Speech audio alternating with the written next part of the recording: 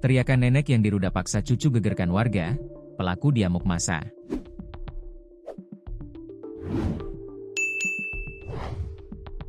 Teriakan seorang nenek yang diruda paksa cucunya sendiri membuat warga berdatangan dan naik pitam.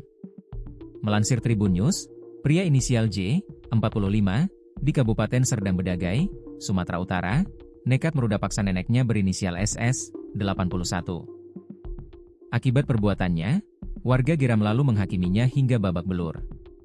Kasat Reskrim Polres Sergai, AKP DP Simatupang mengatakan, J melakukan aksinya pada Sabtu 19 Juli 2025. Mulanya korban tengah tiduran di rumahnya di Desa Sialang Buah, Kecamatan Teluk Mengkudu.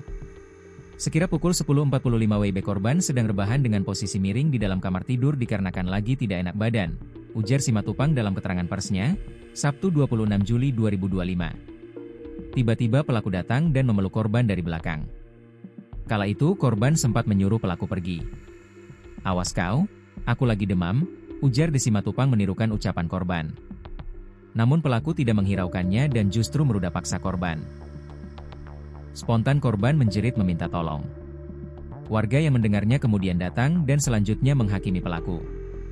Masyarakat berdatangan dan melakukan pemukulan terhadap terlapor, ujar Simatupang. Selanjutnya polisi datang untuk mengamankan situasi. Kemudian pelaku dibawa RS Sultan Sulaiman, Sergai, untuk perawatan medis. Lalu 2 hari berselang pelaku dinyatakan sembuh dan langsung ditahan di Mapolres Sergai. Pelaku telah melanggar pasal 289 KUHP yang mengatur tentang tindak pidana cabul dengan kekerasan atau ancaman kekerasan. Berisi tentang tindak pidana kekerasan seksual, UU TPKS, mengatur tentang pelecehan seksual fisik.